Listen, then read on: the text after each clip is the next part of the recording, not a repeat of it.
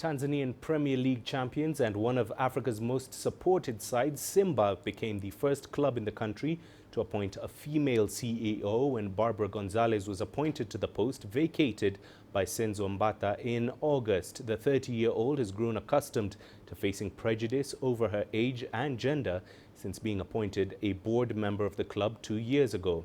CGTN's Kijo spoke to Barbara and started by asking her about her historic appointment.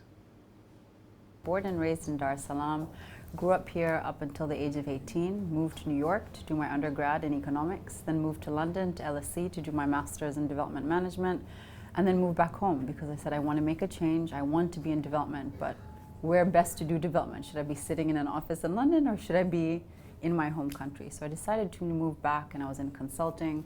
And at the time I said I really want to make a change. I want to work for organizations that have an impact. And that's when I moved into the role of being head of the Mo Dewji Foundation, but also chief of staff to Mohammed Dewji. And in that role, not only on the philanthropy side, but on businesses, I realized that I was having a direct impact on people. And that's when I came about my role at Simba and my engagement as a board member, but also on the sidelines as a negotiator throughout this transaction. So if you had asked me 15, 20 years ago, would I have been in this position? Absolutely not. Well, Barbara, we know that obviously football is a male-dominated sport. Males good.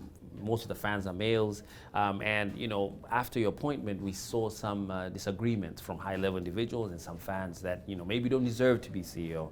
How did you handle this prejudice, and what do you tell the haters? I think for me, I've just blocked my ears. That's one thing that I learned from my former boss. Doubt will always be there, whether you're elected MP, Diwani, and so on and so forth.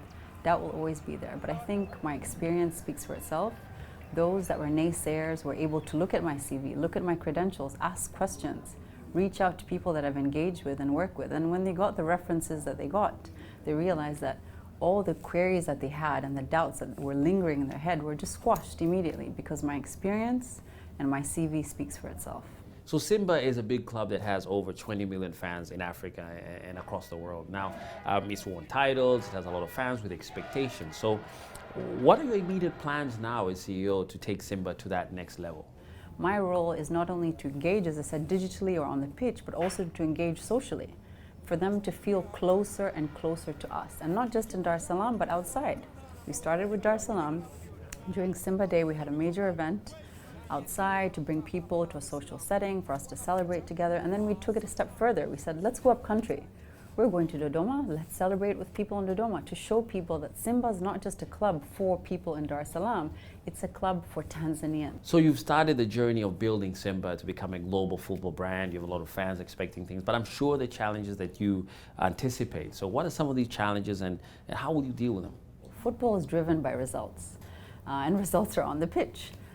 So for me as a CEO, my role is to facilitate the team to perform well. And what does that mean? Facilitating them in terms of equipment, in terms of food, but also in terms of lifestyle. If you give each player and each person on the technical bench the right state of mind, the right investment, the right coaching, they'll be able to succeed. And if we invest heavily on capacity building, on bringing the right players on board, on bringing the right technical bench on board, you'll succeed. And therefore, that is your mini formula for you to succeed on the pitch.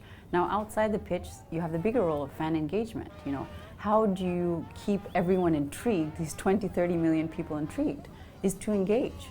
Create the right content digitally, create the right events outside, but also to create an experience.